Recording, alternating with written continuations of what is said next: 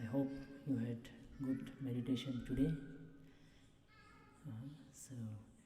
But I think it's also not a good idea to say good meditation or not good meditation, because the idea of good meditation means you will expect a lot of calm and peace, but sometimes it is not possible.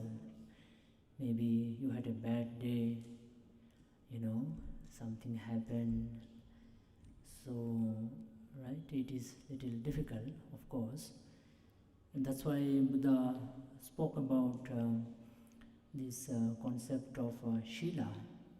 Shila means that you take care of your action.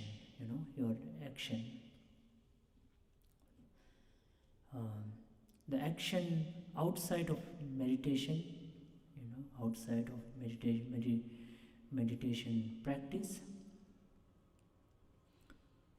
that is your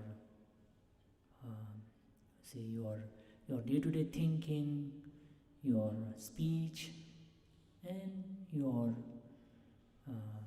bodily action, physical action, how you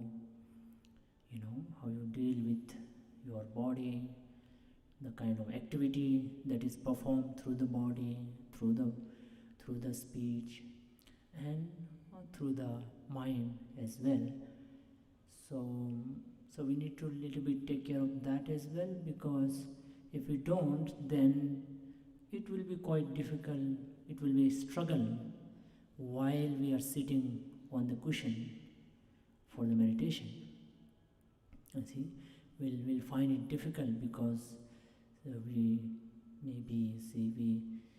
might have said something nasty to somebody, and that person might have said something, and that might have affected your mind. So therefore, this concept of shila is something that Buddha spoke a lot, which is like a prerequisite, or a supportive condition for your meditation to happen much better.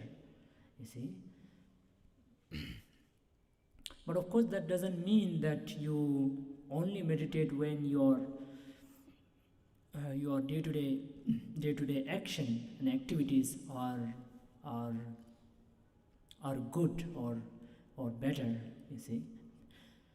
In fact, when you meditate, you will be able to see your own action, your own activity, your own mind, much clearer. You are able to see that. So in meditation, it's not just about just keep the mind on the breath. It's not just about the breath, just keeping the mind on the breath, but with the help of the breath, you see yourself, you connect with yourself. You are with yourself. And that practice also helps us to be more connected with the people around us. Because we have trained ourselves to be connected with ourselves, so it also helps us to well connect with the people around us, especially people who matters in your life. So that also helps. But then, of course, as I said, that it will be slightly difficult if you were not much careful about your day-to-day activity. But then you get the moment of introspection, contemplation about your own self, your own action. And that's what the meditation helps you to do that. Okay, so I hope you have done that, and I urge all of you to make it part of your day-to-day life. Because unless you do on a regular basis, you might not find a lot of improvement, or the benefit. You won't see much. So please take out half an hour in the morning, half an hour evening, just 1 hour for yourself. So, because if you spend some 1 or 2 hours on Instagram, you are spending for someone else, you are liking somebody else, right? So the influencer gets the payment, but what you get? See you. So of course you get some entertainment, which is okay, no bad, but also have some more time for meditation as well, because that is far more, in fact, far more entertaining, right? Actually, if you rightly do it, you will get the satisfaction more through meditation than Instagram. You see, so no bad Instagram, no bad, but meditation also is more powerful actually. And today, as I was instructing on this guided meditation, I was telling you about feeling the breath from the time it starts all the way till it ends. You see, the whole process. So which means that when you are seeing the whole process, instead of just superficially looking at it, then it helps you to connect with the breath. You see, and when you connect with the breath, you actually connect with the mind.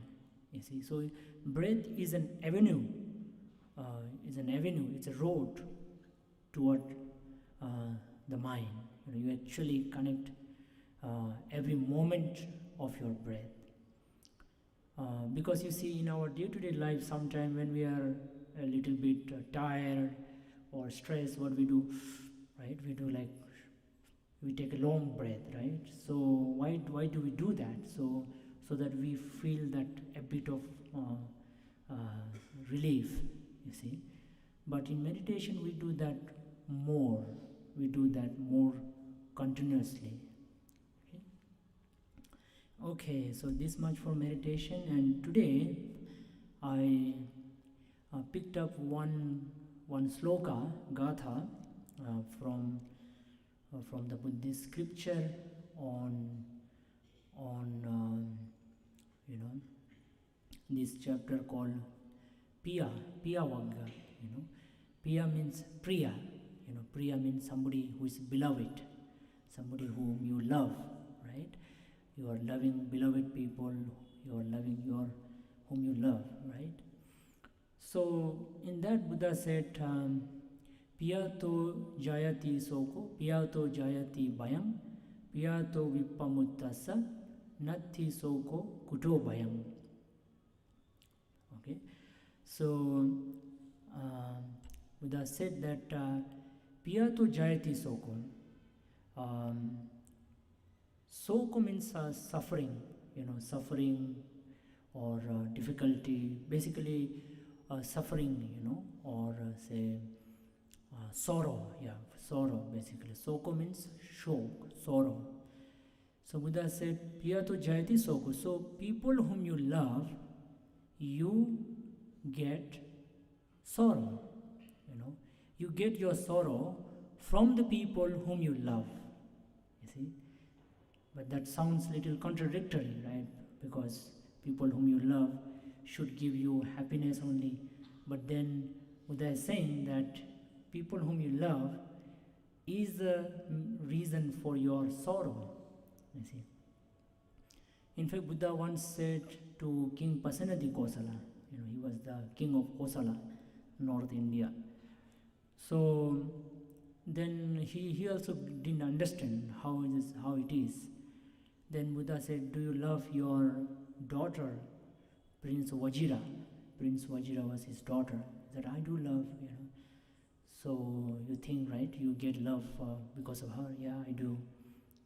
Then Buddha said, if something happens to Vajira, Princess Vajira, some misfortune happens, something happens, then what will happen to you? How you will feel? He said, I will feel bad. I will feel, depressed, unhappy, sorrow. You see. So this is what Buddha said, and he kind of accepted that. And piyato jayati bhayam. Bhayam is fear. Fear also comes from the people whom you love. Fear of losing, fear of losing that person, or something may happen, something may not, some kind of misfortune, that kind of anticipation, that kind of thinking. So, and piyato vipamuttasya natti soko kuto bhayam. So if you are free from this priya, then there is no sorrow. Where is fear? Then where there is fear? That's what Buddha said. So now you have to understand it in your situation, given situation, because Buddha is not telling that we need to completely, cut off from our people, your own beloved people, your own family members, or whoever he or she is. But we shouldn't get, we should not get overly attached to people. That's something we need to practice, you see. So one of the reasons why Buddha said this sloka was, there was this family, a very rich family, mother, father and a son. So once one monk was invited in their house for food and blessing, and the monks also taught some Dhamma teachings of the Buddha to him, and he was inspired, encouraged to become a monk. But obviously the only child, so the parent did not permit, and as per the rules and regulation of the monastery, a person should get the permission of the parent to become monk.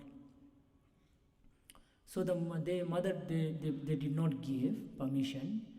I'm sorry, by this time I think the rule had not come, I feel, because what the parent they did is that they were sort of always after him, so much so that they had had some kind of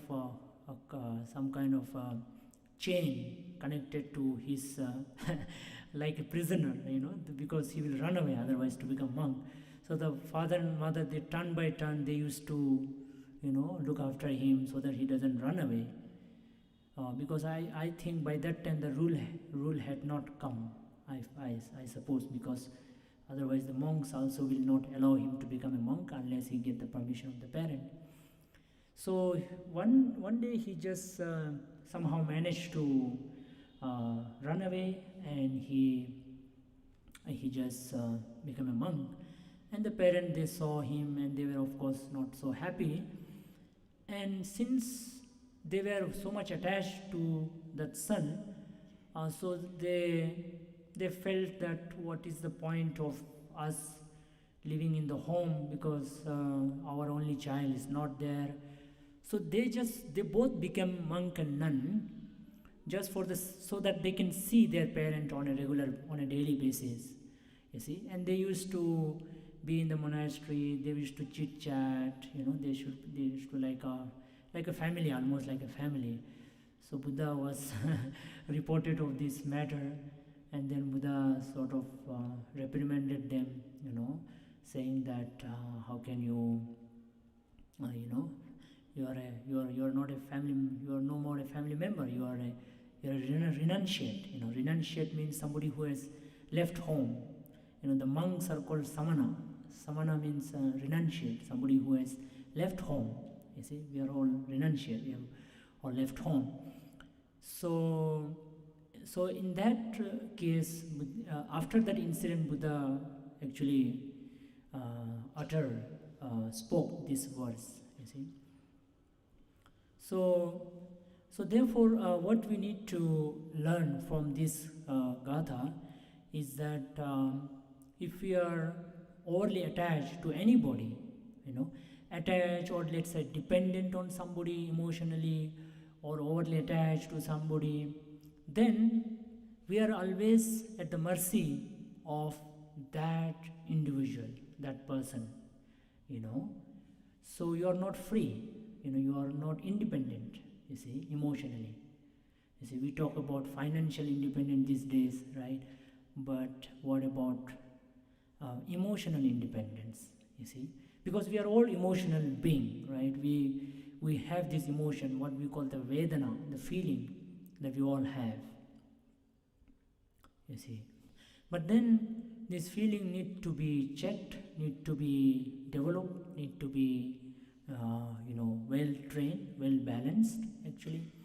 So of course meditation is one of the way to actually do that, you see. And also our day-to-day interaction with people, say people whom you love, maybe we can what you can do is that you sort of you make sure that you are not too attached to them.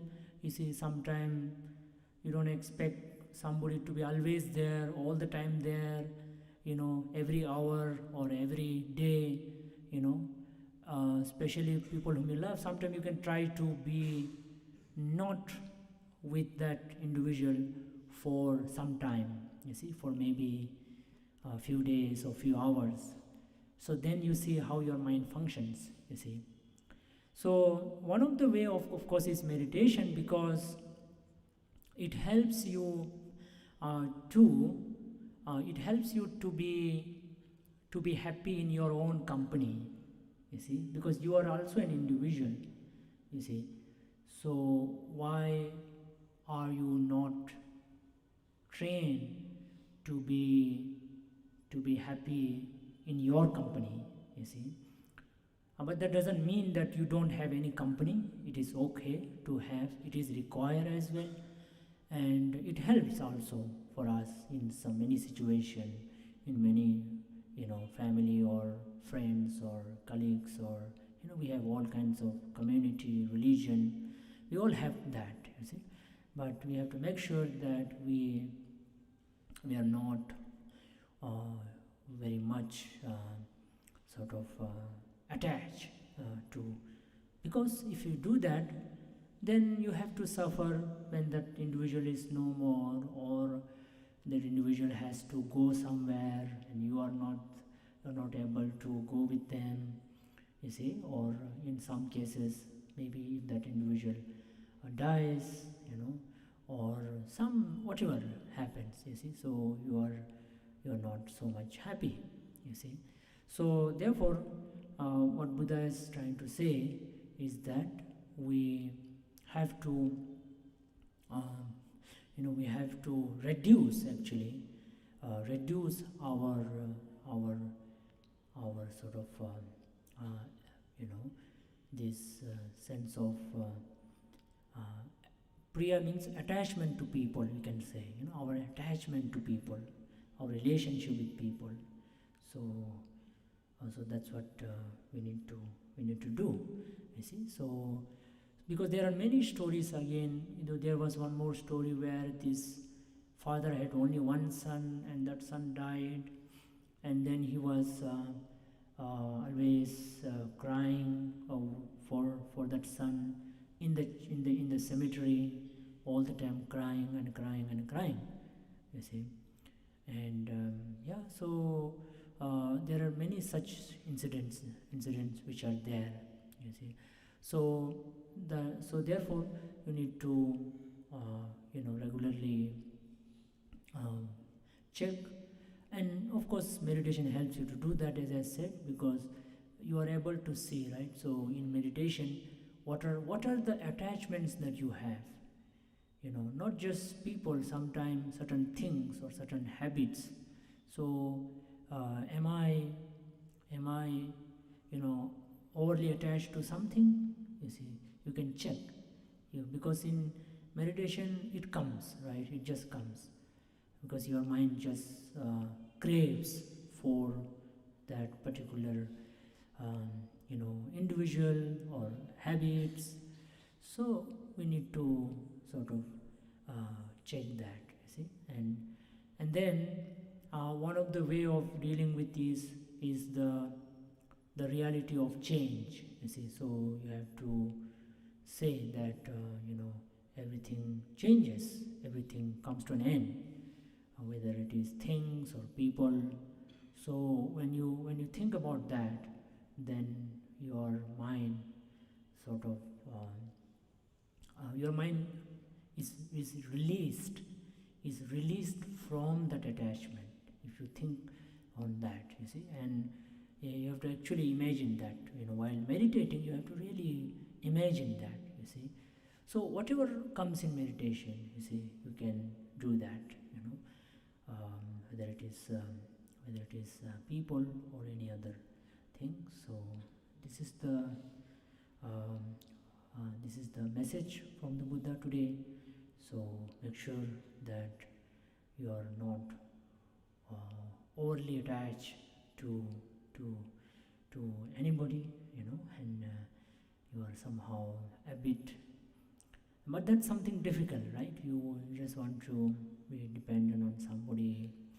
It's quite difficult, but for that you have to meditate. You have to do that. It's I think meditation and also contemplation, reflection. You see, because as I was mentioning, meditation is not just about trying to develop focus.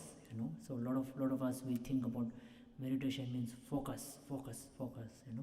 It's not just focus. You see, it's actually working with ourself, our mind. You see, so we have to just see whatever is coming. Primarily we focus on the breath because we need to do something, right? I mean, we can't just sit here and let the mind do its thing. Mind will do anyway its thing, but that will become that will be too much sort of haphazard, because that is not an organized way of looking at your mind, looking at yourself. That's not an organized way. But with the help of the breath, you are organizing your mind. You see, it's like the say the CEO of the company. You see, the breath is the CEO of the company. If there is no CEO, then nobody will know what to do, right? If you say, okay, no CEO, all of you work on your own, so nobody will know what to do, what to decide. Ultimately, the CEO has to decide. So everybody will do their thing. So where it will go, right? So because within the mind there are so many things, right? So many wholesome, unwholesome, good, bad, this, that, and so many thoughts, feelings, emotions. It's a huge thing. Mind is a huge thing. Just like the outside world of ours is a huge thing. There are so many things in our world, right? So many things we see here and all. So mind is also a huge thing. So for that we need certain controlling or managing, a manager. And the breath, while we meditate, the breath is the manager. It manages, it just come to the breath. And of course we ignore a lot of insignificant thoughts or whatever.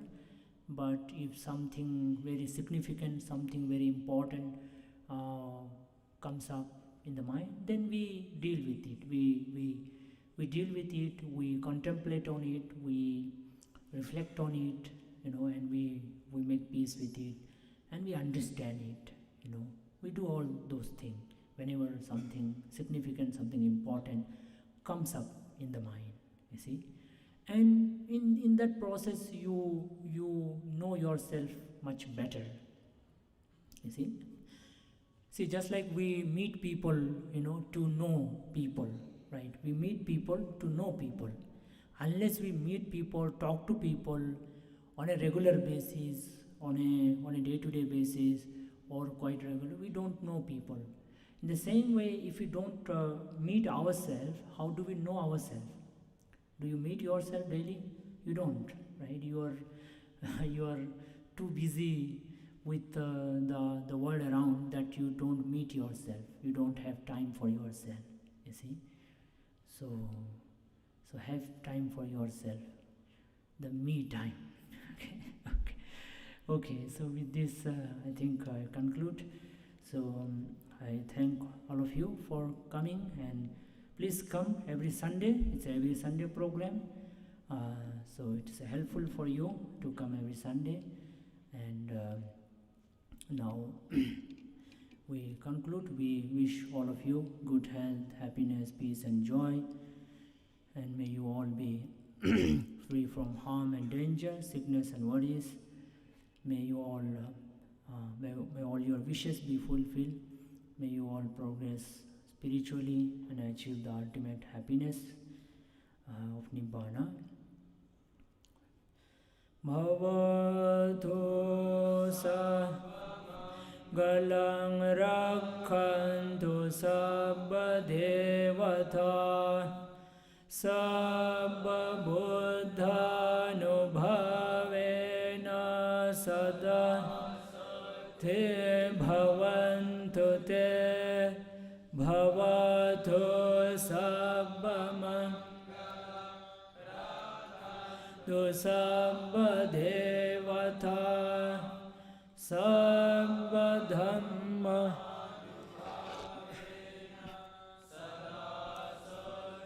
bhavantu te bhavatu sabba manga rakhantu sabba devata sabba sangha anubhave sada.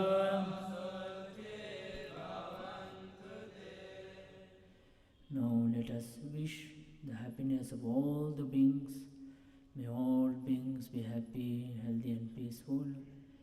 Sukhi bhave dukkha aham niccam aham